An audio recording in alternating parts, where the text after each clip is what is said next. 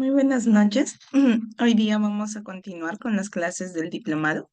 Las disculpas de caso, por ratos mi voz se va a escuchar un poco ronquita debido a que tengo un problema ahorita de la garganta.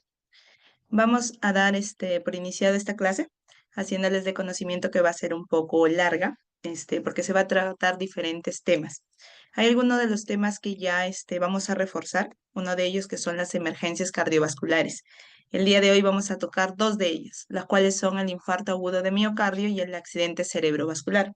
Para ello también hay que recordar que esto algo lo hemos visto la clase pasada, en la cual yo les dicté. Enfocando estas partes teóricas en la cual hoy día les voy a compartir en relación a lo que son la clínica, cómo realizo el diagnóstico y el tratamiento. Más adelante, según me comentan, van a tener sus clases con la licenciada también, en el cual van a desarrollar un poco más profundo el manejo hospitalario de cada una de estas patologías. En este primer tema vamos a tener como objetivo la identificación de los signos y síntomas del infarto agudo de miocardio y el accidente cerebrovascular, así como las acciones básicas de respuesta ante estas emergencias. Iniciando con la definición de qué es un infarto agudo de miocardio, la cual también es conocido como un ataque al corazón. Se define como una necrosis, la muerte del tejido miocárdico, causado por una interrupción súbita y prolongada del flujo sanguíneo coronario a partir de alguna obstrucción total o parcial que haya en una de las arterias coronarias, que es la arteria principal que lleva la sangre al corazón. Dentro de ello hay una clasificación de 5 tipos de infartos. Tenemos lo que es el tipo 1, lo cual es el infarto de miocardio espontáneo, lo cual este es relacionado con lo que es la ruptura, ulceración, fisura o erosión de la placa aterosclerótica. Es decir, la primer tipo de infarto es causada cuando la persona tenga algún tipo de patología que a nivel de la arteria coronaria se haya creado alguna placa aterosclerótica. Por ejemplo, los pacientes que son hipertrigliceridemia, que sufran, ¿no? Que tengan triglicéridos por encima de los 200, por encima de 600, tienen este tipo de riesgo. Asimismo, dentro de esta placa aterosclerótica, luego esto va a cambiarse a un trombo intraluminal que se puede ir a una o más arterias coronarias, disminuyendo lo que es el flujo sanguíneo, ya que la arteria, para que ustedes tengan un poquito de conocimiento, es de forma como si fuera un tubito, ¿no? Y si tenemos algo que obstruye internamente el flujo sanguíneo de este tubo, como podemos hacerle una comparación con una cañería, no va a pasar correctamente y por lo tanto la parte donde va a llegar esta irrigación va a ser menor, causando lo que es la isquemia. Dentro de lo que es el tipo 2, vamos a tener que aquí está el grupo de los pacientes con infarto de miocardio secundario a un desequilibrio isquémico. Dentro de ello, por ejemplo, el desequilibrio entre el suministro y la demanda de oxígeno del miocardio. Por ejemplo, alguna disfunción endotelial coronaria, espasmo de la arteria coronaria, embolia coronaria. Las pacientes que tienen taquicardias o bradicardias, ya también en clases anteriores hemos visto este tipo de patologías. Pacientes que tengan una anemia severa, una insuficiencia respiratoria, que estén hipotensos o que también a la vez otros pacientes que tengan hipertensión. Mayormente estos pacientes con hipertensión son aquellos que no están controlados y que a la vez tengan también una hipertrofia del ventrículo izquierdo. Dentro del tipo 3 vamos a encontrar a los pacientes con infarto de miocardio que produce muerte cuando no se dispone de biomarcadores. Algunos también los llaman como una muerte súbita, ¿no? Que el infarto provocó la muerte del paciente y no se sabía el por qué. Que esto mayormente se atribuye a una isquemia miocárdica de algo súbito que haya iniciado. Dentro de lo que es el infarto agudo de miocardio, tipo 4, tenemos su clasificación en tipo 4A, la cual esta se relaciona con una intervención coronaria percutánea, es decir, que el paciente tenga esta intervención y que a la vez le haya dado un infarto agudo de miocardio. Dentro de ellos tenemos, por ejemplo, que el paciente presenta síntomas sugerentes de isquemia miocárdica, nuevos cambios isquémicos en el EKG, hallazgos angiográficos consistentes en lo que es una complicación propiamente del procedimiento de la intervención coronaria percutánea y la demostración por imágenes de una pérdida nueva de miocardio en este caso, que haya estado viable esa zona. Dentro del tipo 4B, tenemos la cual está relacionada con la trombosis del estén. Este está asociado a la trombosis del estén detectado mediante una angiografía coronaria o una autopsia en el paciente, ¿no? En donde se evidencia que haya habido una isquemia miocárdica con una subida y o caída de los valores de los biomarcadores cardíacos, que más adelante vamos a hablar de ello.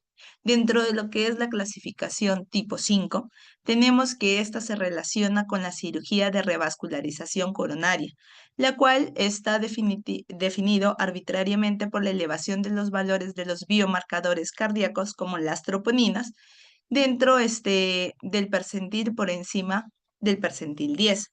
Aquí también vamos a ver nuevas ondas Q patológicas, se va a evidenciar la oclusión de la arteria coronaria a través de una angiografía y también se va a evidenciar en algunas imágenes alteraciones a nivel cardíaco. Dentro de lo que es la fisiopatología de Lima, en este caso tenemos que el desencadenante es la presencia de una placa aterosclerótica vulnerable, complicada con la exposición del material trombogenético suendotelial propio del organismo de la persona, la cual va a activar a las plaquetas circundantes, ocasionando la adhesión y agregación plaquetaria, a lo que se unirán las fibras de colágeno. De esta manera se va a formar un trombo que va a terminar ocluyendo parcial o totalmente lo que es la arteria coronaria. Esta a veces puede ocurrir a través de contracciones o espasmo de la arteria coronaria. Aquí vamos a ver que esta arteria se puede estrechar y el flujo de sangre en una parte del miocardio puede estar disminuida o no llegarle absolutamente nada. Dentro de esto, el infarto se evidencia patológicamente por la muerte celular del miocardio, que es lo que son las fibras del músculo del corazón, debido a la prolongada isquemia. Una vez iniciada la isquemia, se tardará 20 minutos o menos en producirse la muerte celular. La necrosis completa en las células miocárdicas en riesgo requieren de al menos 2 a 4 horas, dependiendo de la circulación colateral a la zona de la isquemia, de la oclusión persistente o intermitente, de la sensibilidad de los miocitos de la isquemia y de la demanda individual del oxígeno y nutrientes. Es por ello que a veces vemos personas que están con 10, 20 minutos de dolor y automáticamente dejan ya de tener funciones vitales y fallecen, ¿no? Pero también hay otros pacientes que tuvieron el infarto, pero aún siguen vivos. Sin embargo, este periodo de 2 a 4 horas en donde totalmente se van a morir las células miocárdicas es muy importante, porque esto lo vamos a ver en el tratamiento. Si nosotros actuamos dentro de estas 2 a 4 horas, las consecuencias, las complicaciones van a ser menor. Todo este proceso origina cicatrices de infarto que se presentan a la quinta a sexta semana. La terapia de reperfusión, lo que les hablaba, temprana puede alterar lo que es la injuria miocárdica, así es que se trabaja desde las primeras horas identificando lo que es el infarto. Como vemos acá, por ejemplo, es una imagen referencial. Aquí hay una angiografía donde vamos a ver la oclusión. Si se dan cuenta que tenemos una de las arterias que está estrechándose en la parte de medio, no es igual a lo que está en la parte superior o en la parte inferior. Y esto, ya cuando se evidencia mejor en las imágenes, esta estrechez va a ser por esta misma placa aterosclerótica que se forma dentro del vaso sanguíneo, ¿no? ¿Cuáles son los factores de riesgos asociados a lo que es el infarto? Según estudios, reportan que las personas mayores de 65 años tienen mayor riesgo. El sexo masculino, tener antecedente de hipertensión arterial, dislipidemia, diabetes mellitus, consumo de tabaco, también que la persona haya tenido algún infarto previo y que tenga insuficiencia cardíaca. Dentro del cuadro clínico que a nosotros nos va a ayudar a tener como que criterios diagnósticos para pensar que ese paciente tenga o esté desarrollando un infarto son el dolor torácico o malestar agudo con una duración de 20 minutos o más. Esto tiene una especificidad de un 59 a 70%. Que el dolor que haya empezado en el pecho se irradie hacia el cuello, hacia la mandíbula, pero en la parte inferior, hacia el brazo izquierdo.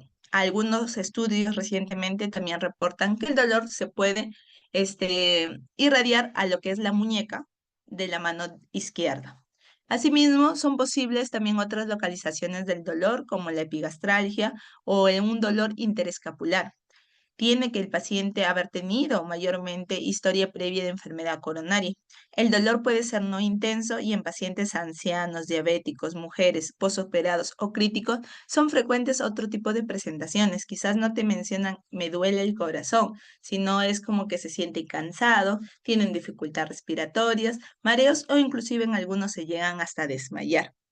También algunos pacientes pueden presentar palidez o sudoración. Otras características son la hipotensión, la bradicardia o taquicardia. Se puede auscultar tercer ruido o estertores basales. El diagnóstico, ¿cómo yo lo hago?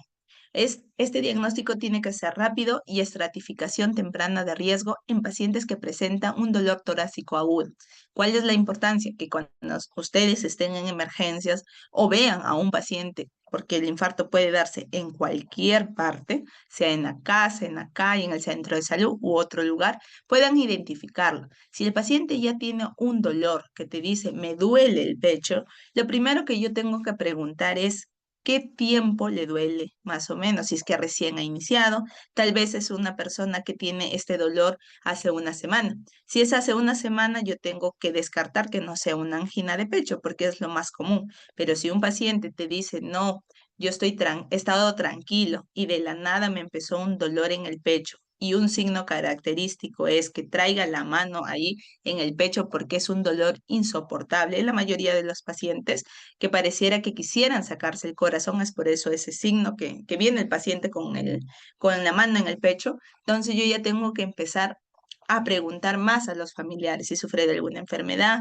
qué ha pasado y también tomar las medidas necesarias. Si es que tengo un EKG en ese momento, al paciente no lo puedo hacer esperar. Inmediatamente le saco el EKG. Si estamos ya en zonas de hospitales, nivel 2, nivel 3, en donde tenemos lo que son las troponinas, que son los marcadores agudos de lo que es el infarto agudo miocárdico, lo solicito, ¿no? Pero si es que no, puedo utilizar en primera instancia lo que es un EKG. Dentro de ello, como les mencionaba, la detención de un aumento o disminución de los valores de los biomarcadores cardíacos, por ejemplo, las troponinas, esto nos evidencia que hay isquemia.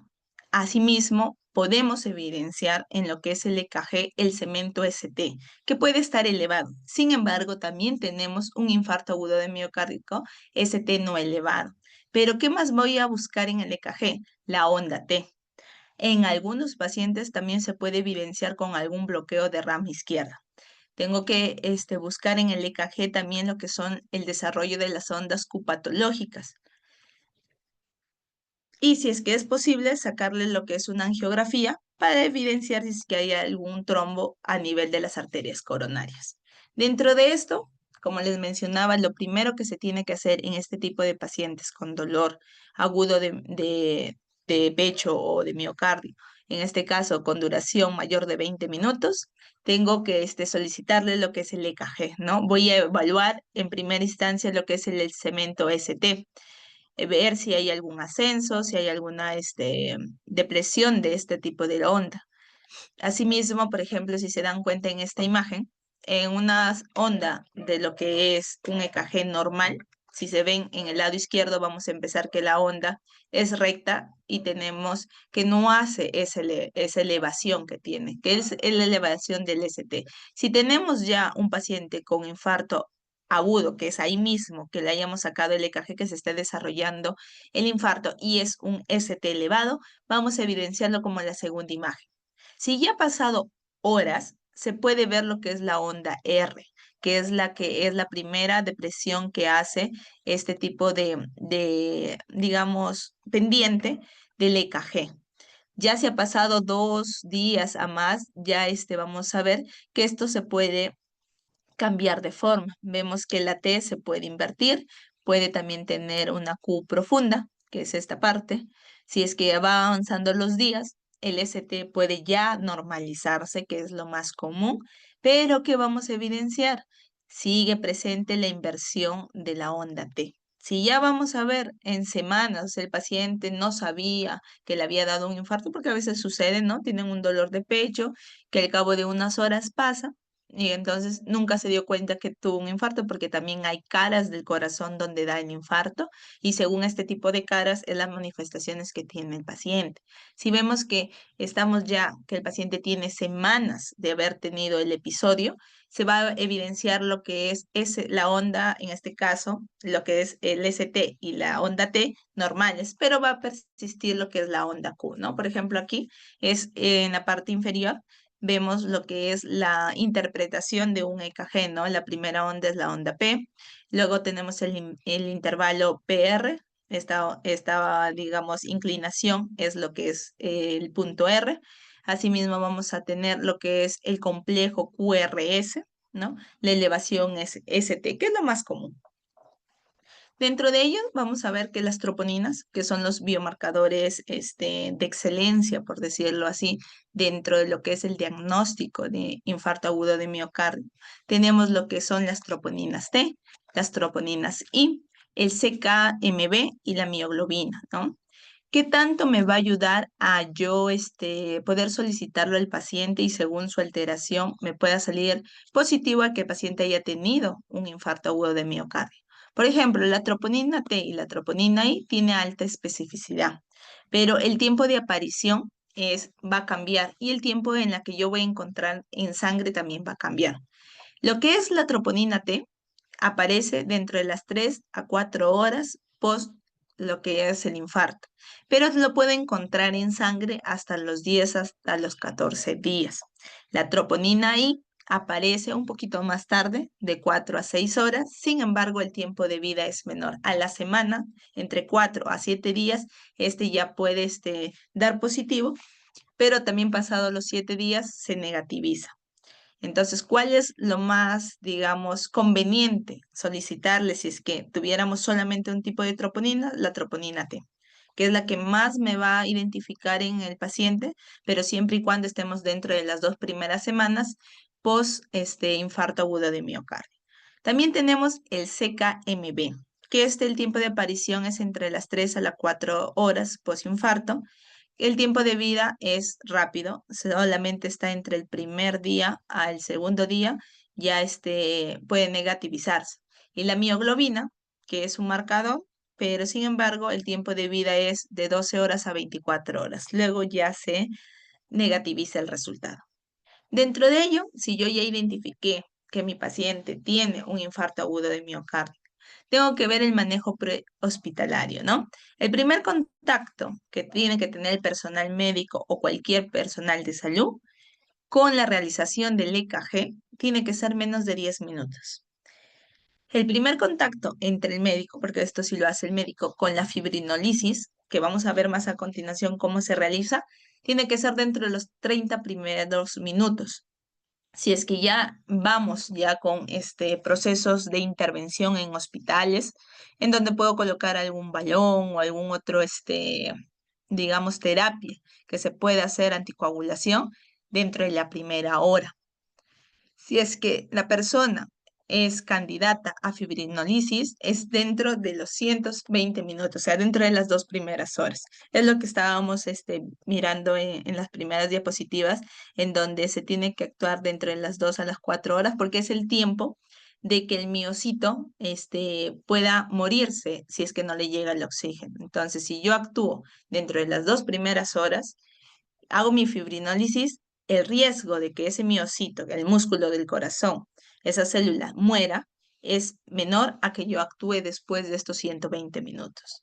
Y cuando yo puedo ya realizar una angiografía para ver si mi fibrinolisis fue exitosa dentro de las 3 a 24 horas post proceso de fibrinolisis.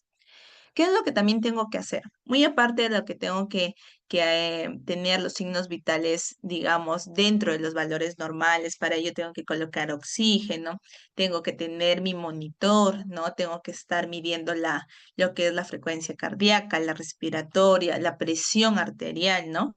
Tengo que estar viendo que no haya descompensación. A la vez, también tenemos que iniciar con lo que son las terapias antiplaquetarias. El mejor medicamento antiplaquetario tenemos la aspirina, en la cual se inicia con dosis de carga de 150 a 300 miligramos vía oral, tan pronto sea posible. Si, por ejemplo, están en su centro de salud, puestos de salud, o algunos están realizando serum y está en una zona lejana, pero ya identificaron que este paciente puede ser candidato a un infarto agudo de miocardio y está con dolor, llega a emergencia, les dice, estoy con 20 minutos de dolor en el pecho, no me pasa, hay radiación del dolor hacia el brazo izquierdo, yo ya puedo dar 3 aspirinas, le puedo dar para que tome. Luego de ello, si es que ya el paciente recupera, hay siempre una dosis de mantenimiento de terapia antiplaquetaria que es de 100 miligramos vía oral diariamente, por tiempo indefinido, a veces ya es de por vida, ¿no? Otro tipo de medicamentos tenemos el clopidogrel. Esto es más común tenerlo en los hospitales. Se puede dar 600 miligramos vía oral tan pronto sea posible y 75 miligramos por día como dosis de mantenimiento. Los otros medicamentos no lo tenemos en digamos, tan conocidos, pero también les dejo ahí como referencia. Pero el más utilizable, digamos, en nuestro medio es el clopidogrel. También otra parte de la terapia antiplaquetaria es la heparina no fraccional. En este caso podemos colocarle en bolo intravenoso de 50 a 70 unidades por kilogramos hasta lograr que, en este caso, que el tiempo de coagulación en el paciente sea adecuado. Estábamos hablando de la fibrinolisis, que es dentro de las 2 primeras horas. ¿Cómo se tiene que hacer? ¿Qué es lo que tengo que hacer? Y también en qué personas yo puedo realizarla. La fibrinolisis no se puede hacer en todas las personas. Hay algunas contraindicaciones absolutas y relativas, siendo las absolutas las que no me permite realizar el proceso y las relativas las que sí podría realizarlo, pero con riesgo a que se pueda complicar. Por ejemplo, ¿a qué personas yo no puedo hacer fibrinolisis? A las personas con hemorragia intracraneal que haya tenido como antecedentes, por ejemplo, algún ACV, que tenga un ACV isquémico diagnosticado en los últimos 6 meses, que tenga también algún diagnóstico de alguna neoplasia o malformaciones atrioventriculares, que tenga recientemente algún trauma, alguna cirugía, alguna lesión craneal importante dentro de los últimos 3 meses, que en el último mes haya presentado hemorragia digestiva, que tenga alguna alteración a nivel de lo que son trastornos hemorrágicos, que tengan disección de aorta y dentro de las contraindicaciones relativas tenemos que haya tenido un ataque isquémico transitorio, que es el TIA, ¿no? Que es digamos, es similar a un ACV, por decirlo así, pero ¿qué pasa? A las 24 horas el paciente está como si nada, ¿no? Que haya tenido este tipo de ataque dentro de los 6 meses anteriores a lo que es el infarto agudo de miocardio. Tratamiento anticoagulante oral que esté la paciente tomando, que esté embarazada o que tenga como puerperio dentro de la primera semana. Hipertensión refractaria, enfermedad hepática avanzada, que tenga endocarditis infecciosa, úlcera péptica activa o que haya tenido algún tipo de reanimación prolongada o traumática, ¿no? ¿Cuáles son los agentes antifibrinolíticos que podemos utilizar?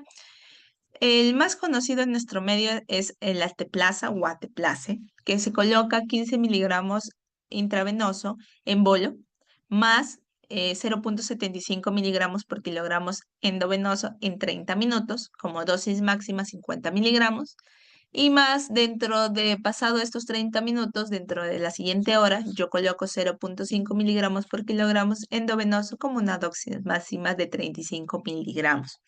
¿Cuáles son los criterios de una fibrinolisis exitosa? ¿Cuándo yo puedo decir que mi procedimiento fue exitoso? Cuando al sacarle un EKG control, el paciente haya disminuido el supradesnivel del cemento ST, más del 50% en las derivadas con mayor elevación, dentro de los 60-90 minutos post colocación de fibrinolítico, ¿no?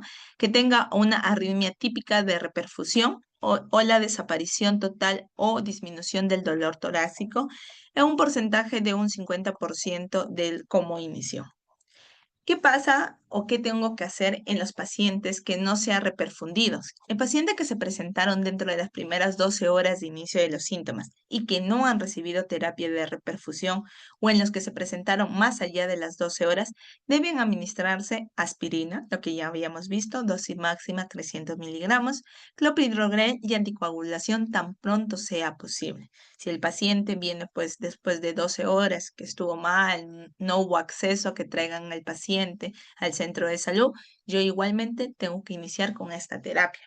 La revascularización en pacientes que buscaron atención médica demasiado tarde o en los que no recibieron terapia de reperfusión todavía puede tener algún efecto beneficioso si es que yo le realizo, para evitar el remodelado del ventrículo izquierdo en mejorar la función ventricular izquierda. También esto ayuda en lo que es la estabilidad eléctrica de los impulsos del corazón y la inducción de colaterales a otros lechos coronarios. Dentro de ello, tenemos qué tipo de terapia yo puedo aplicarle, como ya les mencionaba, aspirina o clopidogrel. Inclusive en la aspirina se puede dar 300, que es la dosis intermedia, pero como una dosis máxima en este tipo de pacientes, 500 miligramos. Y el clopidogrel, 75 miligramos por día, vía oral. Dentro de también, ¿qué terapia tengo que hacer? Anticoagulación, la heparina con no fraccionada, o si no, puedo colocarle la noxaparina o la fandoparinous, que es también conocido para lo que son las anticoagulación. Hay que recordar que el síndrome coronario agudo con elevación del ST es una emergencia médica en la que los tiempos son vitales. Yo, si identifico ya a mi paciente que tiene clínica de un IMA, le realizo un EKG y tiene el cemento ST elevado, yo tengo que actuar inmediatamente, porque si no, las consecuencias, los daños que se va a ocasionar en lo que es la muerte del músculo cardíaco va a ser bastante. En la mayoría de los casos, para su diagnóstico, solo se precisa efectuar una correcta interpretación del electrocardiograma. Eso nos ayuda bastante. A veces esperamos sacarle las troponinas, pero no hay el reactivo o demora también. Lo más rápido que tenemos a la mano, electrocardiograma. Asimismo, luego de esto, hay que tener en cuenta que nos puede ayudar. Sin embargo, si es que la persona no sabe interpretar adecuadamente el EKG, puede también confundirse y puede dar un falso diagnóstico.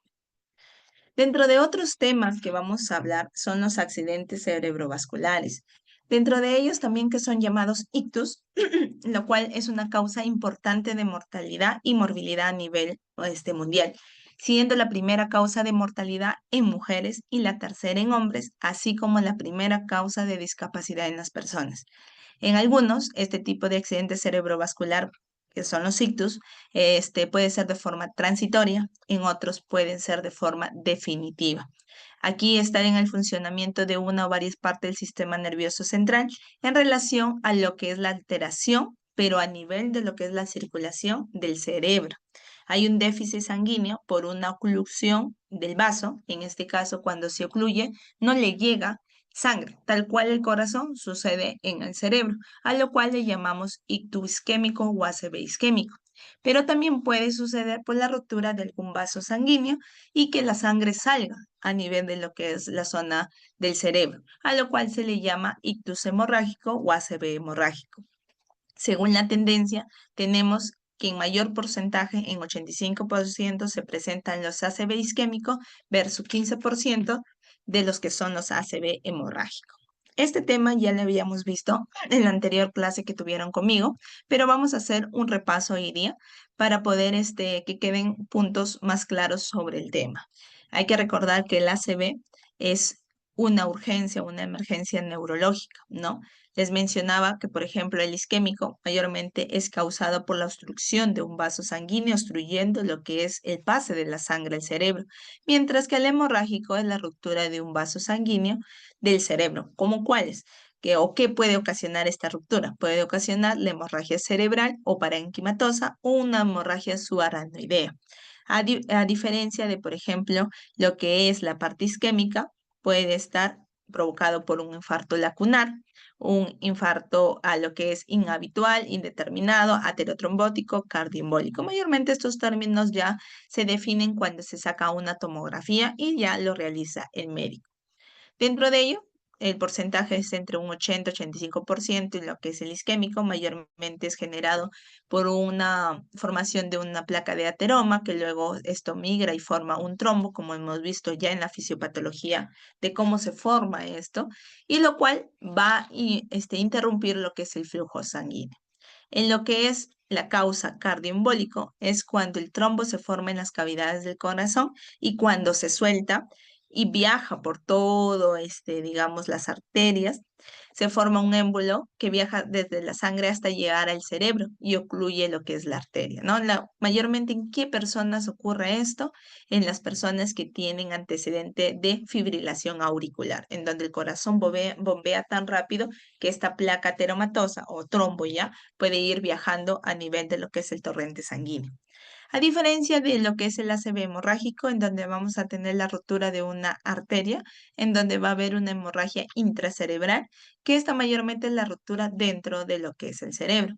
Pero también vamos a tener que se puede formar lo que son aneurismas, ¿no? Y esta puede provocar lo que es la ruptura del aneurisma, que es la causa más importante de hemorragia en lo que es el espacio subaracnoideo, ¿no? Aquí tenemos lo que son ya una gráfica en donde tenemos las arterias principales. Por ejemplo, si tenemos que hay un daño a nivel de lo que es la arteria cerebral anterior, la persona puede evidenciarse con una disminución de la actividad psicomotora, es decir, de los movimientos. Puede llegar a emergencia mencionando o su familiar diciendo que mitad de cuerpo no lo mueve. Hay disminución de lo que es la fuerza de la mitad de cuerpo o que haya perdido la sensibilidad. Mayormente en estos casos, cuando se altera la arteria cerebral anterior, las piernas son las que no la pueden mover. Dentro de lo que es la arteria cerebral media, los pacientes que tengan daño a nivel de esta arteria van a presentar pérdida de visión en la mitad del campo visual, dificultando también el lenguaje, no van a poder hablar adecuadamente. Puede haber hemiparesia y también lo que es hemihipoestesia. Si ya estamos viendo un daño de la arteria cerebral posterior, el paciente va a tener la pérdida de la visión en la mitad del campo visual y disártria. Pero si se dan cuenta, en lo que es la arteria cerebral media, está acompañado de lo que es disminución del movimiento de la parte superior.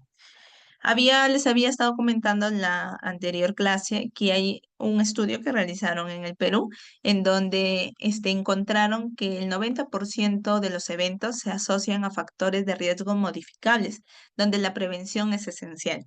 Es más común los ACV en edades de 62 a 65 años, alguna proporción de varón-mujer de 1,47 y los beneficios se logran en la administración del tratamiento dentro de las primeras 2 horas. ¿Cuáles son estos factores? Hay factores modificables, como por ejemplo la obesidad, el consumo de medicamentos, el consumo de tabaco, el persona que tenga alguna alteración a nivel de las grasas en el cuerpo, como hipercolesterolemia, hipertrigliceridemia, que esté bajo efectos, digamos, de estrés, que tenga alguna patología, como por ejemplo diabetes, que haga el consumo de alcohol, que no haga actividad física. ¿Y cuáles son los no modificables que pueden influenciar a que el paciente tenga un ACV? La edad, el sexo masculino, la raza, los antecedentes familiares. Hay una escala que se llama la escala de Cincinnati, la cual me va a permitir, es rápido, para evaluar y sospechar si el paciente tiene ACV o EBC, que también lo llama, en un medio prehospitalario, ¿no? Acá que voy a evidenciar un síndrome neurológico deficitario agudo, que haya empezado de la nada. ¿Qué es lo que voy a empezar a evaluar? La cara del paciente. Tengo que ver si hay alguna desviación de la comisura labial. Voy a pedirle que pueda elevar las extremidades superiores y si hay algún tipo de debilidad, también ya me está dando positivo a que el paciente tenga un ACV. Y al momento de yo evaluar, le puedo hacer cualquier pregunta, cómo te llamas, qué día soy, sabes dónde está, y escucho cómo habla. Si hay alguna alteración en el habla, ya me está también enfocando a que el paciente esté haciendo un ACV. ¿Qué otros reconocimientos puedo tener? Por ejemplo, nuevamente repitiéndole lo que es la cara, lo que es el movimiento, la forma de hablar y el tiempo también, el tiempo en la que me responde y en la que hace las actividades. ¿Qué es lo que puede ocurrir? brusca pérdida de fuerza o parálisis de un lado del cuerpo, puede haber sensibilidad o acortamiento de un lado del cuerpo de la cara, se puede perder la visión en uno o ambos ojos, como ya lo hemos visto según la arteria que se ve afectada, dificultad al hablar, brusca inestabilidad o desequilibrio e incapacidad para caminar, a veces se asocia a vértigo, dolores de cabeza repentinos o que sean intensos y no habituales, ¿no? ¿Por qué los accidentes cerebrovasculares afectan solo a un lado del cuerpo? Estos accidentes cerebrovasculares suelen dañar solo un lado del cerebro. Como los nervios cerebrales cruzan hacia el otro lado, los síntomas aparecen del lado opuesto al lado dañado del cerebro. Es por eso que a veces, por ejemplo, el paciente no puede mover toda la parte izquierda o la parte inferior izquierda no la mueve. Y cuando sacamos la tomografía, sacamos la resonancia, vemos que el daño, que la ruptura del vaso haya sido en el lado derecho. ¿Cuáles son las características que me puede, en este caso, diferenciar entre un ACV isquémico y un ACV hemorrágico? Les dejo en esta tablita. Es mayormente recordar que el ACV isquémico es por la obstrucción de una arteria cerebral que impide el flujo y el ACV hemorrágico es la ruptura de este vaso. ¿Cuál es la causa principal en el isquémico? Un trombo a partir de la aterosclerosis. ¿Y cuál es la causa del hemorrágico? Mayormente una hipertensión arterial crónica no controlada, aneurisma, malformaciones arteriovenosas o algún trauma. La frecuencia entre un 80 y 85% en el isquémico, de un 15 a 20% en el hemorrágico. En el isquémico mayormente es una aparición de síntomas súbitos, pero puede evolucionar en horas. En cambio, el hemorrágico es mayormente súbito. La persona puede estar caminando y de la nada lo encuentran tirado en el piso. Y el deterioro es más rápido y a menudo hay pérdida de conciencia. Hay que tener en cuenta que el ACV hemorrágico es una alta tasa de mortalidad, a diferencia que el isquémico todavía nos da chance de actuar, pero en el hemorrágico son horas que puede pasar, las 2, 3 primeras horas, pero ya el paciente puede hasta fallecer. ¿Cuál es el método diagnóstico, no? Que me va a hacer ya tener un diagnóstico preciso. Es la tomografía. Si se dan cuenta, hay a veces que el paciente lo encontraron tirado en la calle, estaba bien, no, ya no responde y lo llevan a emergencia.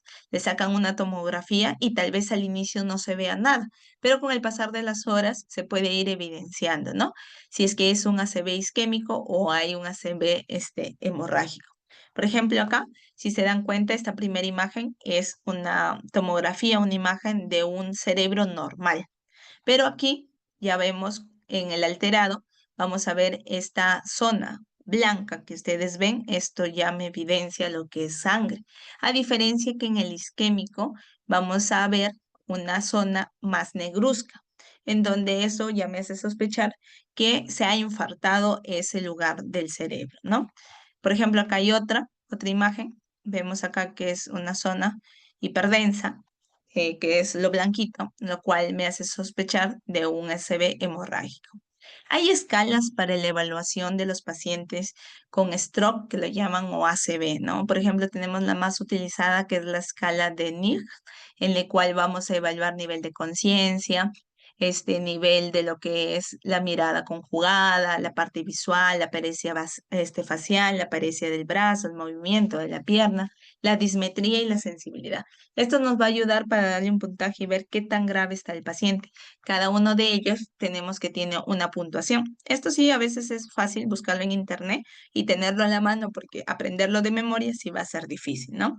Otra parte que también evalúa esta escala tenemos que es el lenguaje, la disartria, la extinción de, o en este caso va a valorar la falta de reconocimiento de la presencia del déficit, ¿no? Y juntamente con esta escala, le puedo realizar una angiotomografía en donde me puede evidenciar a nivel de dónde está la oclusión vascular. ¿Qué es lo que yo tengo que evaluar o que tengo que controlar en un ictus o un ACV agudo? Los objetivos de la presión arterial. Si mi paciente viene con presión de 220, 240, tengo que yo mantenerlo por debajo de 185, 105. Otra literatura menciona de 180 a la sistólica y la diastólica menos de 100, ¿no? Y ahí voy a utilizar antihipertensivos o fármacos hipotensos endovenosos como lo que es más conocido, el labetalol, ¿no? Que se puede aplicar 20 miligramos endovenoso. También hay que tener en cuenta la temperatura, una temperatura normal, menos de 37,2 grados centígrados. Si es que el paciente presentara fiebre, tengo que tratar la fiebre y evaluar si hay algún foco infeccioso. Todo paciente que esté sospechando de un ACV, yo tengo que sacarle la glucosa, porque también este es un diagnóstico diferencial en la cual yo puedo hacerle al paciente. ¿Cuál es el objetivo? En glucosas menos de 150, evitando que no llegue, claro está, a valores de hipoglucemia menos de 50, ¿no? Si es que está 200, 300, tengo que utilizar insulina rápida subcutánea. El oxígeno también tiene que estar por encima del 95%. Vemos acá, es un cuadro, resumen, mayormente el tiempo. Hay literaturas que, como les digo, menciona cuatro horas en lo que es la parte cardíaca. En la parte cerebral también hay un rango mínimo de tiempo que yo tengo que actuar para que los daños cerebrales sean menores, que es 4 horas y media, ¿no?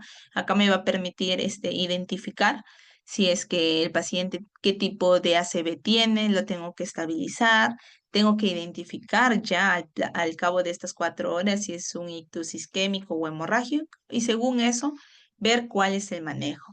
Dentro de ello vamos a tener en cuenta, como les mencionaba, que tenemos que sacarle la glicemia capilar, o sea, la glucosa, para ver que no haya una hipoglucemia.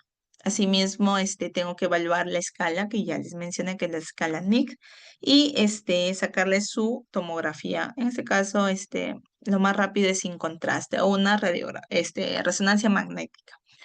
Ya una vez que yo puedo identificar que mi paciente tiene o no tiene ACV, tengo que ver si es un ACV isquémico, puedo hacer una trombólisis endovenosa, ¿no? Según el protocolo. Si es un ACV hemorrágico, esto sí es el manejo en sala de operaciones, tiene que ser un manejo intensivo, porque mayormente estas personas cuando hay ruptura de estos vasos del aneurisma pueden fallecer inmediatamente. Y si estamos frente a un ACV transitorio, ¿no? Mayormente el tratamiento es hospitalización, manejo médico y estudio etiológico. Hay un puntaje de riesgo de ACV. Mayormente eso se puede utilizar para ver qué tanto es el riesgo que una persona que tiene fibrilación auricular, consume tabaco, tiene colesterol alto, tiene diabetes, no realiza actividad física, tiene sobrepeso u obesidad, puede tener el riesgo de ACV. Por cada uno se da una puntuación y tenemos el riesgo alto cuando me da mayor de 3 puntos, precaución que tiene que tomar el paciente porque en algún momento puede desarrollar ACV de 4 a 6 puntos y un riesgo bajo cuando tenemos de 6 a 8 puntos. La otra parte que vamos a ver el día de hoy son el shock, los tipos y el manejo. Dentro de ellos vamos a ver el shock hipovolémico, el cardiogénico, el distributivo y el obstructivo, que son los 4 tipos más comunes. Como objetivo, nos planteamos reconocer y diferenciar los principales tipos de shock, sus causas, manifestaciones clínicas y abordaje inicial en el contexto de la urgencia o emergencia. Empezando definiendo qué es el shock, que es una condición aguda y potencialmente letal, derivada de un fallo circulatorio que impide una adecuada perfusión tisular y provoca fallo multiorgánico. Dentro de ello, ¿qué característica va a tener el paciente? Hipoperfusión tisular, hipotensión y hay datos analíticos de disfunción orgánica. ¿Cómo voy a sospechar que mi paciente está con shock? Cuando haya palidez y frialdad cutánea, cuando el relleno capilar sea más de 2 segundos, que tenga una diuresis menos de 0,5 mililitros por kilogramos por hora, cuando esté omnibulado o en este caso confundido o no, el paciente no responda, cuando haya una alteración del estado de conciencia, cuando los valores de la presión sistólica estén menos de 90 y lo que es la presión arterial media, que es conocido como la PAN, menos de 70. Si bien es típica, unas cifras bajas de PEA no son sinónimos de shock, hay que identificar y también saber cuál es el basal del paciente, ¿no? Y también la edad del paciente, porque si yo mido a un adolescente, la presión no va a ser lo mismo que un niño ni que un adulto. Como les mencionaba, son 4 tipos que son los más conocidos. Dentro del hipovolémico, este es el más frecuente. La pérdida es significativa de volumen intravascular, provocando una reducción del gasto cardíaco. A la vez que haya esta pérdida de sangre, hay un incremento que va a compensar nuestro cuerpo. Por lo tanto, va a haber elevación de las resistencias vasculares periférica y la frecuencia cardíaca. Mayormente, lo primero que se eleva cuando está el paciente con shock hipovolémico es la frecuencia cardíaca. ¿Qué causa tenemos? Si no es por sangrado, tenemos otras causas que puede ser deshidratación, pérdidas digestivas, gastrointestinales, o también en este grupo tenemos los gran quemados. Dentro del shock cardiogénico, tenemos que el gasto cardíaco es insuficiente, viene determinado por un fallo de la bomba, es decir, del corazón. En este caso va a haber un aumento de la presión capilar pulmonar y aumento de la presión venosa central. Asimismo, el cuerpo va a querer compensar, por lo tanto va a haber aumento de las resistencias vasculares. ¿Y qué tenemos aquí en este grupo? Las personas con infarto agudo de miocardio, ¿no? Las personas que tengan alguna disfunción ventricular izquierda grave o una necrosis miocárdica. ¿Qué otras causas puedo considerar que el paciente pueda tener shock cardiogénico? Son los pacientes con insuficiencia cardíaca crónica, valvulopatías agudas, miocardiopatías por estrés, miocarditis fulminantes, shock postparada y trastornos eléctricos. Dentro del shock obstructivo, mayormente esto se define como la compresión extrínseca de las cámaras cardíacas que impiden lo que es el llenado normal por la disminución del retorno venoso y que finalmente supone una reducción del gasto cardíaco, destacando el taponamiento cardíaco, el neumotórax, por ejemplo, y la tromboembolia pulmonar masiva. Y dentro del shock distributivo, mayormente se debe a una mala distribución, propiamente su nombre lo dice, del gasto cardíaco, que al inicio puede estar incrementado, pero luego ya se empieza a disminuir. Mayormente de origen periférico. Hay una reducción de la resistencia vascular periférica. Si se dan cuenta, en los otros dos shocks, la resistencia vascular periférica está aumentada. Y mayormente aquí hay una incapacidad tisular para la extracción del oxígeno. ¿Qué es el prototipo más común dentro de este shock distributivo? Los pacientes con septicemia o los pacientes con SIR, con el síndrome de respuesta inflamatoria sistémica, o también los shock anafilácticos, ¿no? Acá tenemos un cuadrito en donde vamos a ver ya los tipos de shock en cuestión de gasto cardíaco, la precarga, la poscarga, ¿no? Y cuál es el tratamiento según la causa. En caso de hipovolémico, si estamos frente a un shock hipovolémico hemorrágico, tenemos que transfundir sangre, a realizar compresión directa, tratamiento endoscópico o quirúrgico si es que requiere el paciente. Si fuera no hemorrágico, como por ejemplo una deshidratación, un gran quemado, tenemos la parte de los cristaloides y coloides para la reposición y tratamiento de la causa. Dentro de los cardiogénicos, aquí ya se utilizan los vasopresores, los inotrópicos, la revascularización, soporte circulatorio, trasplante cardíaco en última instancia. Dentro de los obstructivos, tenemos lo que son las terapias anticoagulativas, la fibrinólisis, la trombectomía, el drenaje, entaponamiento cardíaco que puede haber, y si hay un neumotórax, el drenaje también. Y si estamos frente a un shock distributivo, se coloca vasopresores y fluidos. Si el paciente tiene sepsis, se trabaja con los antibióticos específicos. Si estamos frente a un SIRS, el tratamiento es con corticoides. Y si estamos frente a un shock anafiláctico, los antihistamínicos, los corticoides, la adrenalina y los broncodilatadores. Hay que tener en cuenta que tenemos que identificar cada tipo de shock. Lo recomendable es que todo esto sea manejo hospitalario.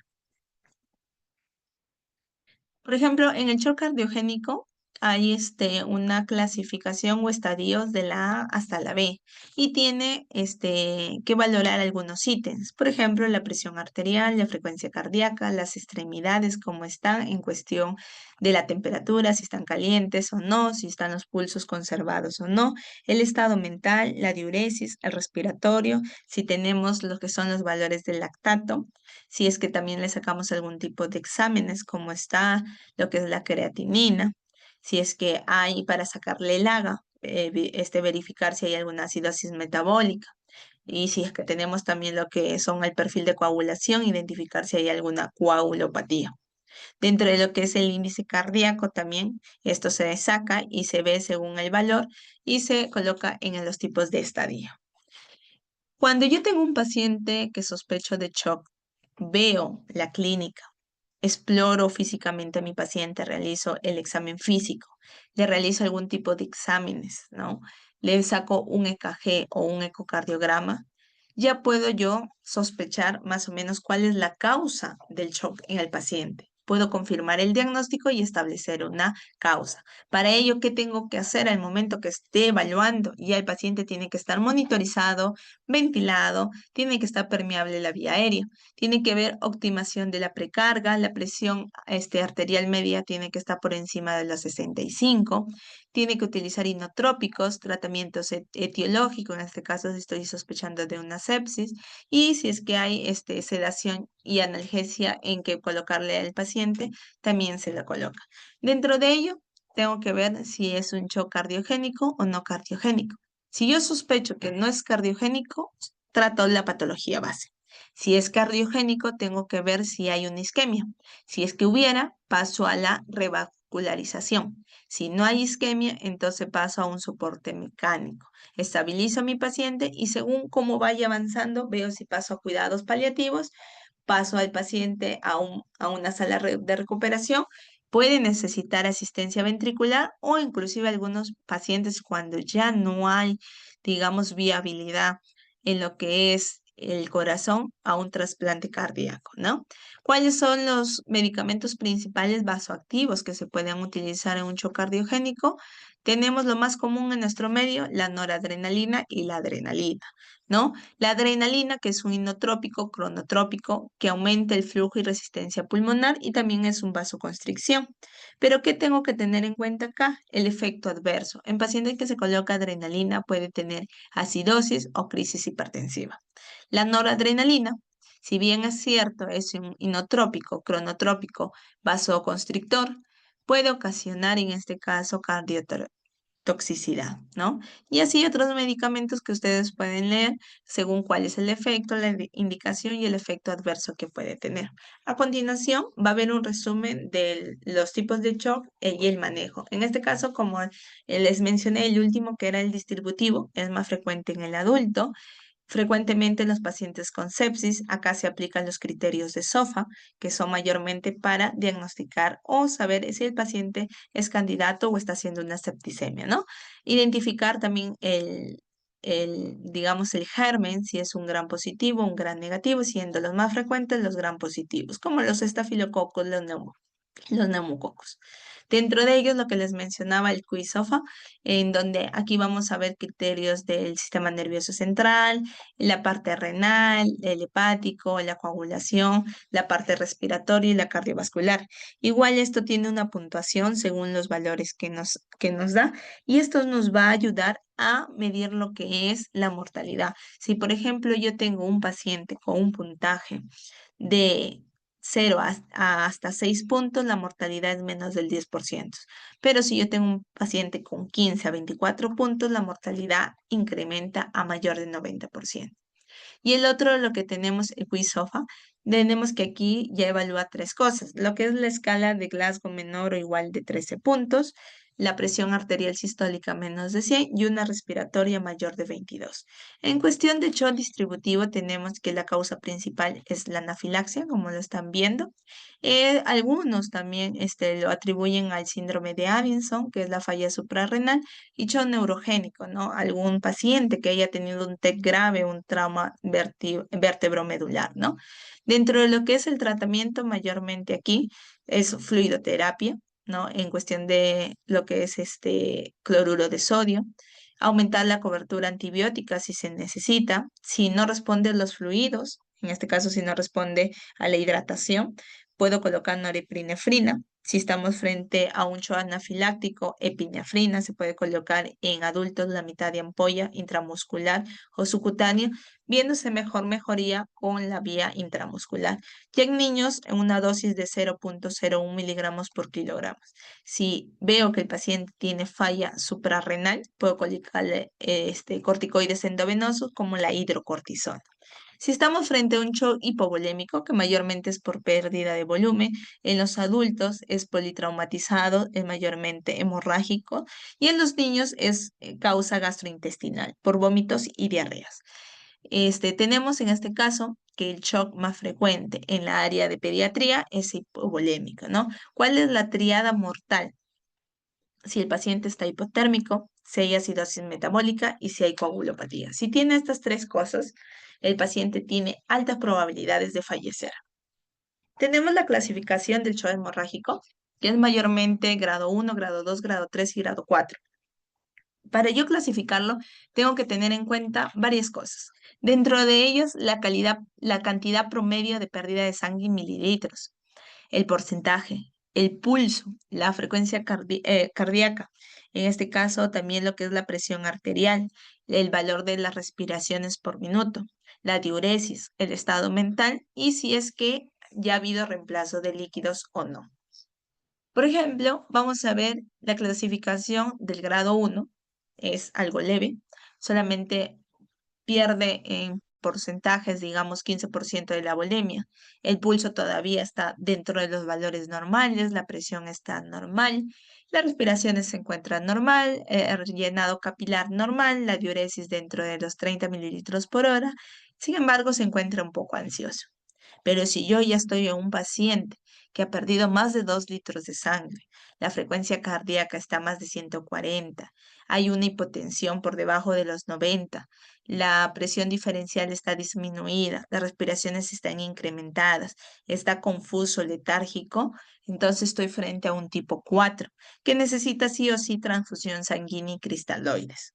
Asimismo, por ejemplo, en el grado 3 va a tener en consideración mucho acá los valores de lo que es el pulso y la presión. Este cuadrito igual, si es que no se lo pueden aprender, ténganlo a la mano para que ustedes cuando puedan tener, digamos, este tipo de pacientes puedan ver, está en grado 1, grado 2, grado 3 y grado 4 y según el tipo de grado tomar las decisiones.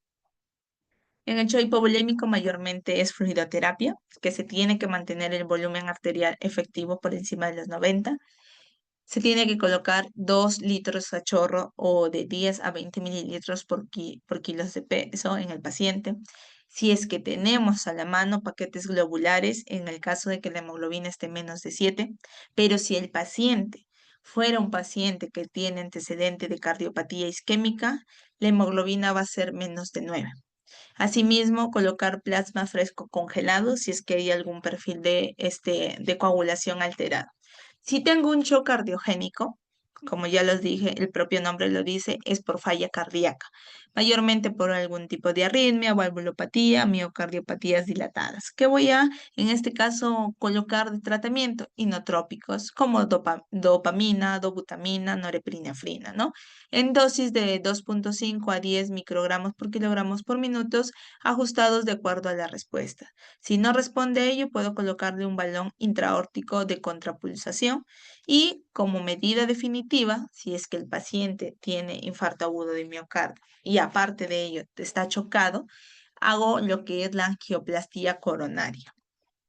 En el caso del shock obstructivo, que mayormente es por el taponamiento cardíaco, el neumotórax a tensión o tromboembolismo pulmonar, en este caso tengo que tratar la causa, ¿no? Si es que es un taponamiento cardíaco, realizo una pericardiocentesis. Si es una neumotórax a tensión, coloco un tubo de drenaje. Si es que estamos frente a un tromboembolismo pulmonar, puedo ya anticoagular con enoxaparina. Otro tema que también se va a tratar el día de hoy y son los dos últimos temas de esta sesión es la crisis diabética e hipoglucemia. En este caso vamos a ver dentro de las crisis diabéticas dos patologías que es muy común en las emergencias, la cetoacidosis diabética y el estado hiperglucémico hiperosmolar. Y como otro lado que es el inverso, las hipoglicemias.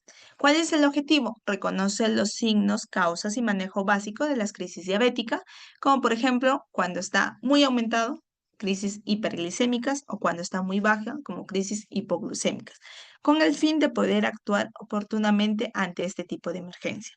Si tenemos crisis hiperglicémica, es decir, aumento de la glucosa, Estas forman mayormente parte de las complicaciones agudas de los pacientes con diabetes y ponen en peligro a la vida de los pacientes. Tenemos, como ya les mencioné, la cetoacidosis diabética y el estado hiperglucémico hiperosmolar, las cuales están asociadas con alta morbimortalidad si es que no actúo inmediatamente.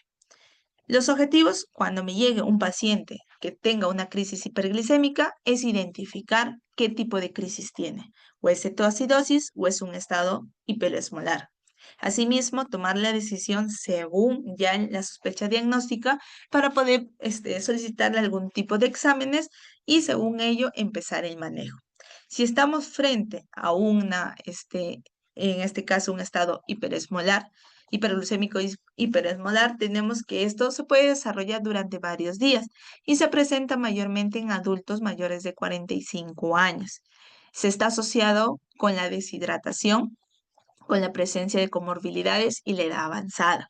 La tasa de mortalidad es entre 1 a 9% en casos de pacientes con cetoacidosis diabética, pero en el estado hiperglucémico hiperesmolar esto es mayor, puede llegar hasta un 45%.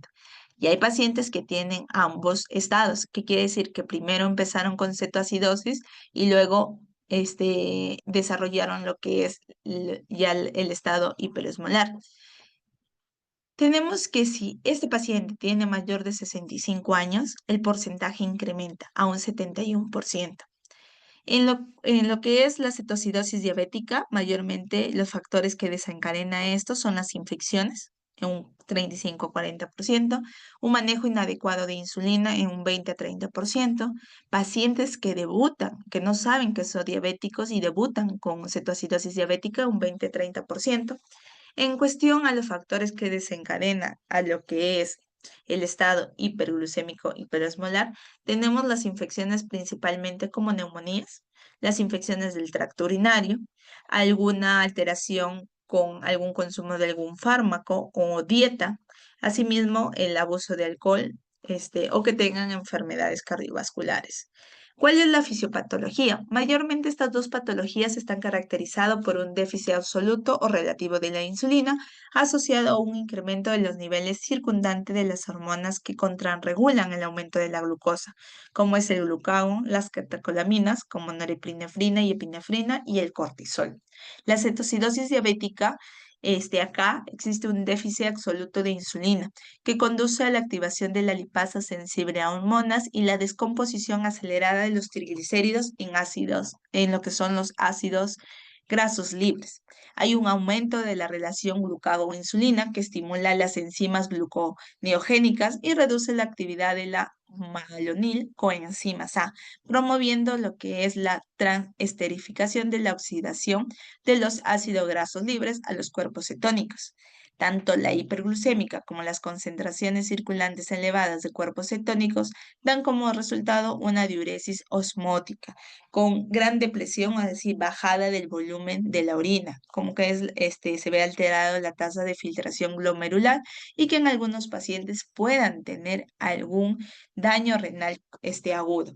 En cuestión lo que es el estado hiperesmolar, tenemos que aquí puede existir concentraciones de insulinas adecuado para inhibir la cetogénesis, pero no son lo suficientemente altas como para asegurar una captación adecuada de glucosa celular, llevando una hiperglucemia importante y una diuresis osmótica que perpetúa la deshidratación sin cetosis, ¿no? En este caso, mayormente vamos a tener en cuenta que hay personas que pueden tener cetoacidosis diabética euglucémicas, ¿no? ¿En quién?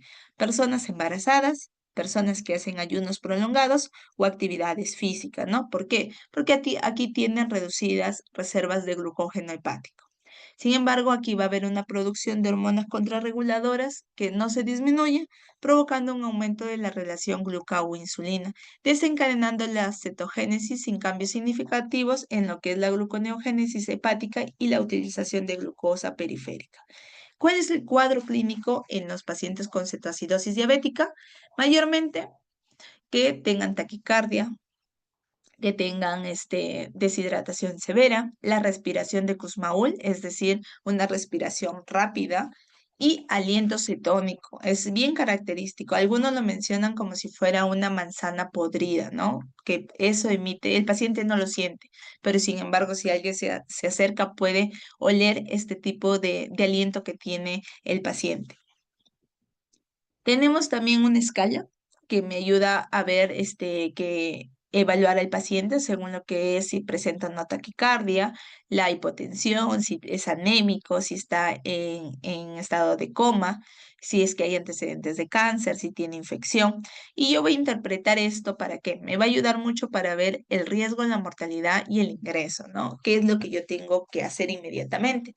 Si yo tengo de 0 a 2 puntos, el riesgo es bajo de que fallezca, la mortalidad es casi 0% y mayormente lo puedo tener en hospitalización. Si ya tengo un puntaje de 3, es un riesgo intermedio, la mortalidad se presenta en 25%, el paciente no puede estar solamente en la sala general de hospitalización, sino tiene que entrar a UCI. Y si ya estamos en pacientes con 4 puntos a más, tiene un alto porcentaje de mortalidad y mayormente es manejo en UCI.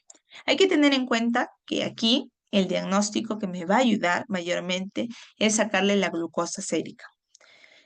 ¿Qué me va a ayudar también ello? Preguntarle si el paciente está en ayunas o ha venido comiendo, porque ahí también hay que ver si es que recientemente que haya comido y está ligeramente incrementado, puede ser por el alimento. Pero si ya tenemos valores por encima de 250 y el paciente está deshidratado, lo vemos mal, entonces ya me puede hacer pensar en una cetoacidosis y más de 600 un estado hiperesmolar. Asimismo, es importante sacarle un AGA, ¿no? Ver lo que es, cómo está las cetonas, en este caso en la orina, ver cómo están las cetonas en sangre, lo que es la glucosa sérica, el bicarbonato, el pH arterial, el anión GAP. También voy a evaluar lo que es la osmolaridad y el estado mental del paciente.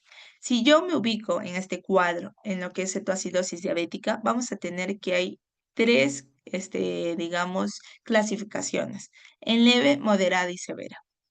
Mayormente, todo paciente por encima de 250 miligramos por decilitro de glucosa, ya estoy en un estado de cetoacidosis diabética. ¿Qué es lo que me va a cambiar entre leve, moderada y severa? Va a ser el pH. Si yo tengo un pH de 7.25 a 7.3, voy a estar en un nivel leve. Si tengo de 7 a 7.24, en un moderado, y si tengo menor de 7, severa. Si el bicarbonato está entre 15 y 18, tengo una cetoacidosis leve, entre 10 a 14 en moderada, menos de 10, severa. Si el anión GAP tengo mayor de 10, leve. Si es mayor de 12, moderada o severa. Asimismo, el estado mental del paciente me va a ayudar mucho. Si es que el paciente está alerta, tiene 250 de glucosa, un pH de 7.3, está en un estadio leve, pero si el paciente ya está un poquito somnoliento, está alterado el pH, está disminuido, una moderada. Y si es que el paciente ya está en estupor o coma, no responde, ya en una cetoacidosis diabética. Muy diferente a lo que es una enfermedad hiperosmolar, hiperglucémica. En este caso, valores de glucosa mayor de 600, un pH mayor de 7.3 con un bicarbonato por encima de 20, va a haber cetonemia, en este caso ausente o bajo. Cetonuria también puede estar ausente o bajo. El NeoGAP puede estar variable, no hay un valor específico. El estado mental, en este caso, sí, mayormente el paciente está estuporoso o está comatoso en este caso. Y la osmolaridad por encima de los 320 miliosmoles por litro, ¿no? También vamos a tener un estado mixto, como les mencionaba, que al inicio pueden ser una cetoacidosis diabética y luego progresar a un estado hiperesmolar. Mayormente la glucosa más de 600, un pH arterial menos de 7.3, un bicarbonato menos de 15. Vamos a tener un anión GAP mayor de 10 y el estado mental del paciente va a estar estuporoso, comatoso, con una osmolaridad de mayor de 320 miliosmoles. ¿Cuáles son los criterios? Como ya le habíamos visto, para recordar, este es un gráfico, poliuria, polidipsia, polifagia, pérdida de peso, vómitos, dolor abdominal, alteración del estado de conciencia, deshidratación, respiración de Kussmaul, disnea, ¿no? En lo que es la triada, en lo que es cetoacidosis, mayormente tenemos la cetonemia, acidosis metabólica y lo que es la hiperglucemia. Y en cuestión de lo que es la parte del estado hiperosmolar hiperglucémico, la glucemia que hemos visto más de 600, la osmolaridad y ausencia significativa de acidosis, ¿no? Y cetoanuria. ¿Cuál es el tratamiento? Mayormente aquí, hidratación. Es lo primero que se tiene que hacer, optimizando el volumen circulatorio. En algunas partes, por ejemplo, por experiencia, yo acá a los pacientes, si es que ya me vienen con una glucosa de 300, 400, yo le inicio terapia con 2 litros, 3 litros de cloruro de sodio. Lamentablemente en donde yo trabajo actualmente no tengo el AGA, ¿no? Esto sí nos ayuda mucho, esto mayormente es en los hospitales. ¿Por qué? Porque a la misma vez que yo voy hidratando y si veo que hay un desequilibrio hidroelectrolítico, o sea, que el potasio esté bajo o alto, que el sodio esté bajo o alto, yo ya puedo ir colocándole medicamentos propiamente para poder llegar a un equilibrio hidroelectrolítico, ¿no? Tengo que identificar y tratar alguna condición desencadenante, ¿no? Si el paciente tiene alguna patología que haya desencadenado todo esto, tratar la patología. Asimismo, tengo que ver que la diuresis del paciente dentro de las horas que ya está en observación o está en hospitalización, tiene que ser una diuresis de 1 a 2 mililitros por kilogramos por hora y como mínimo 0,5 mililitros por kilogramos con hora con corrección electrolítica, ¿no? Eso sí, como les decía, hay que evitar la sobrecarga hídrica. Esto en los hospitales siempre le piden los hagas controles, ver lo que es la parte de las funciones vitales también, porque una sobrecarga de líquidos y si el paciente no está tan deshidratado, entonces yo puedo llevarlo a una falla renal. Cuando hay un déficit de volumen intravascular, como les mencionaba, si estamos frente a un déficit grave o estado de shock, se puede colocar solución salina de 1 a 2 litros por carga endovenosa. Si es moderado o leve, puedo colocarle 500 mililitros por hora en carga endovenosa las primeras 4 horas. Pero si ya estamos frente a una parte de diagnóstico de cetoacidosis, puedo, y si tengo insulina, puedo infundirle en una dosis de 0,1 unidad por kilogramo por hora, ¿no? Esto se ajusta a la velocidad de infusión de insulina por hora de acuerdo a los criterios, ¿no? Y también verificar que el paciente, cómo está los electrolitos, porque también puede provocar un efecto adverso. Ahora, tener en cuenta que hay insulinas rápidas, de efectos rápidos, hay insulinas digamos, de 12 horas de duración, 24 horas. Yo tengo que elegir en estos casos la rápida, que va a ir actuando, pero tampoco puedo sobrepasarme la dosis porque lo puedo llevar al otro extremo, de que esté con una cetoacidosis diabética y luego termine con una hipoglucemia.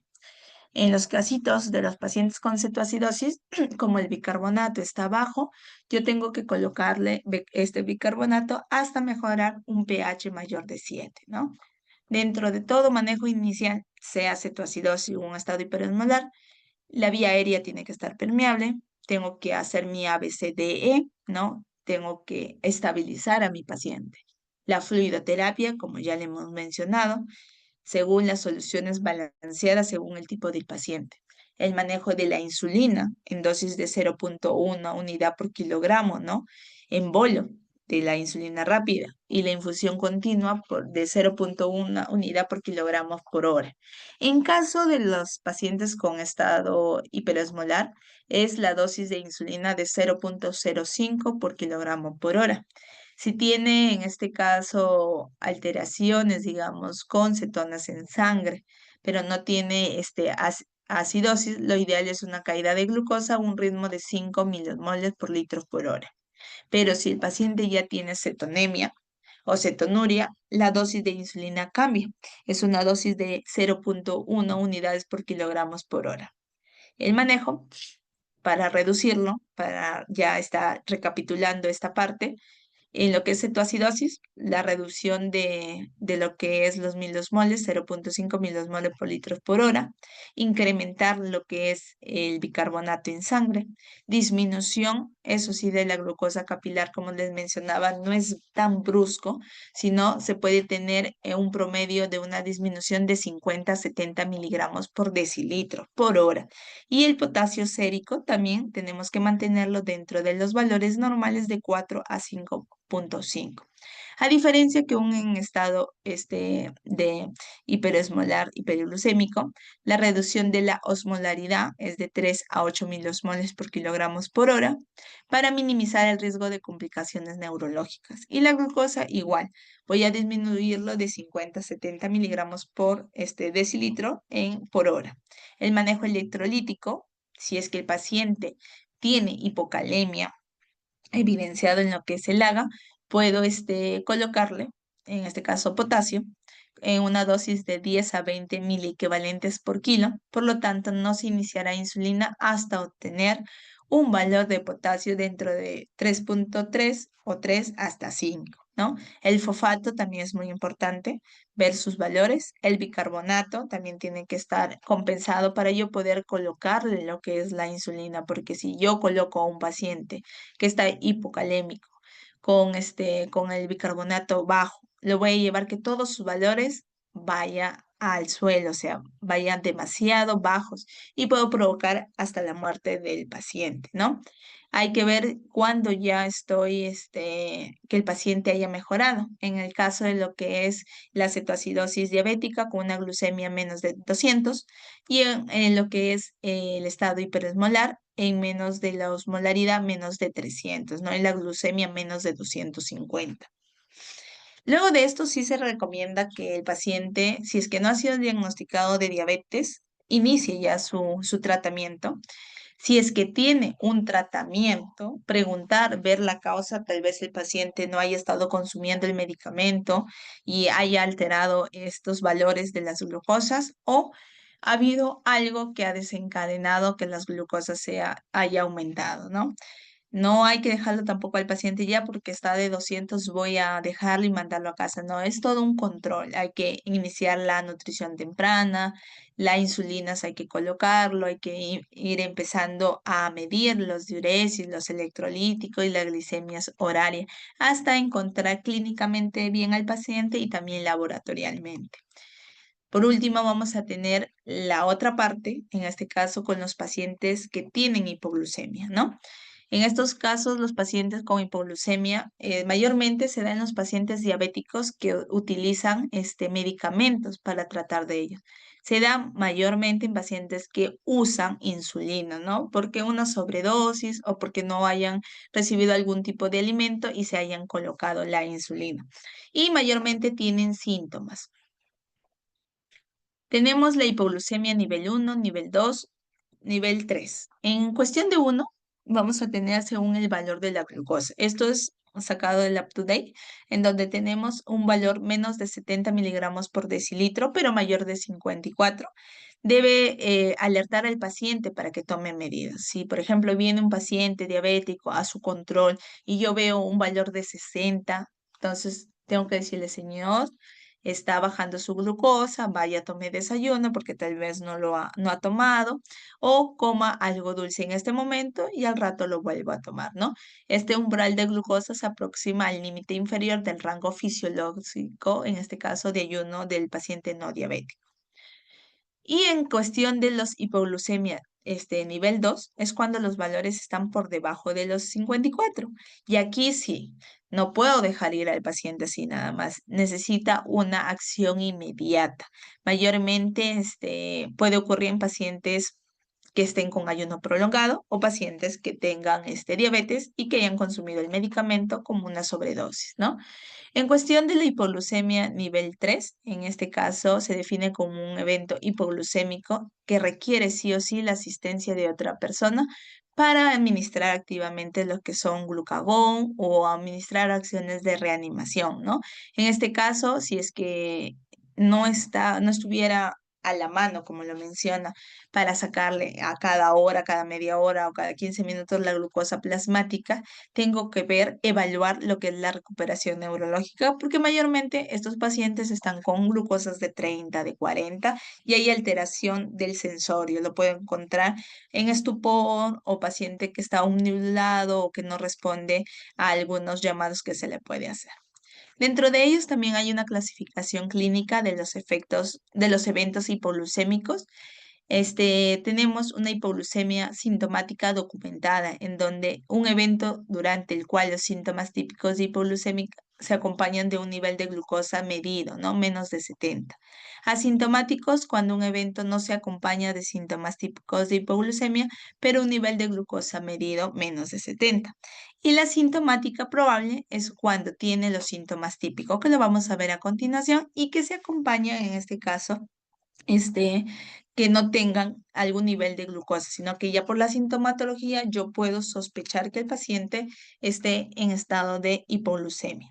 Dentro de ello tenemos las causas de hipoglucemia en adultos, por ejemplo, los que le mencionaba, uso de insulina, también consumo de alcohol, pacientes con enfermedades muy graves como insuficiencia hepática, renal o cardíaca, que estén con una septicemia, que tengan deficiencias hormonales como cortisol o glucagón o adrenalina, ¿no? Que tenga algún tipo de tumor a nivel del páncreas, que haya un hiperinsulinismo endógeno, que haya un insulinoma, que haya algún tumor secretado de insulina o que haya una hipoglucemia accidental, ¿no? O en este caso que sea algo que no se pueda tener en cuenta. Asimismo, el cuadro clínico tenemos que el paciente puede tener inestabilidad, falta de coordinación, puede estar somnoliento, debilidad o fatiga, puede tener algún síntoma de nerviosismo o ansiedad, irritabilidad o impaciencia, puede presentarse con sudoraciones o escalofríos, confusiones. En algunos pacientes pueden presentar delirio o estar inconsciente, hormigueo o entumecimiento de los labios o de la lengua, ¿no?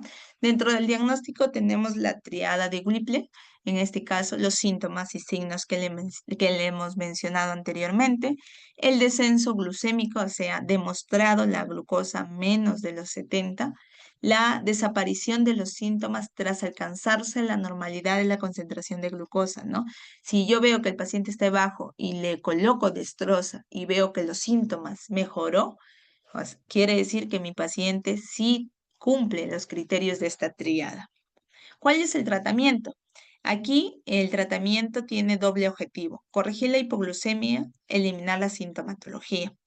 Asimismo, restaurar el estado de conciencia en los casos graves de los pacientes y adoptar las medidas adecuadas para prevenir crisis posteriores, ¿no? ¿Cuál es la medida? Si, por ejemplo, el paciente utiliza insulina y no se sabe colocar, enseñarle, ver si es que tal vez ya el medicamento hace efecto y las dosis están muy elevadas, ir bajando las dosis de insulina.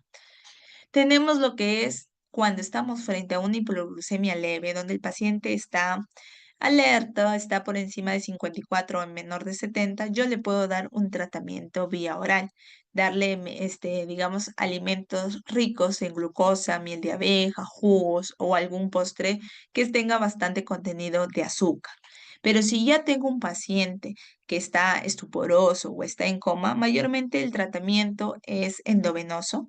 Un porcentaje se puede infundir de 25 a 50 gramos de glucosa en pulsos hasta que el paciente pueda despertar y después ya dejarle con una perfusión continua de suero glucosado, el más común la destroza al 5% o al 10%, según ya los valores de la glucosa del paciente, va a ser las dosis que le voy a colocar al paciente, ¿no?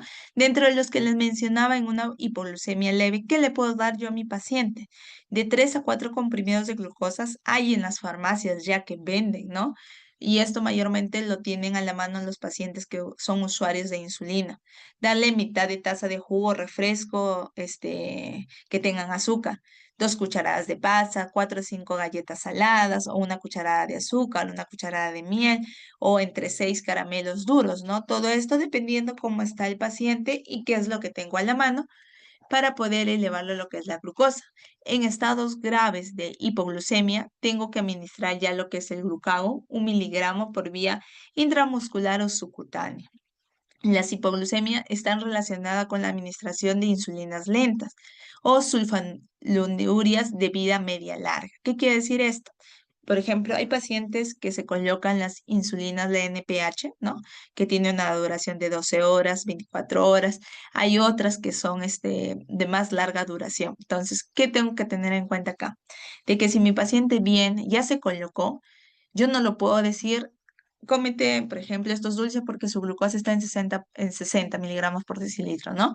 Pero si ya se colocó esta insulina, él al cabo de las 12 horas, de las 6 horas, de las 3 horas, vuelve a hacer bajadas de glucosa. Entonces, este paciente tiene que estar hospitalizado, monitorizado hasta que el efecto de la insulina lenta pase, para así poder que el paciente ya compense su propio organismo. ¿No? Esto es lo último. No sé si tienen alguna duda o pregunta que la puedan realizar en este momento.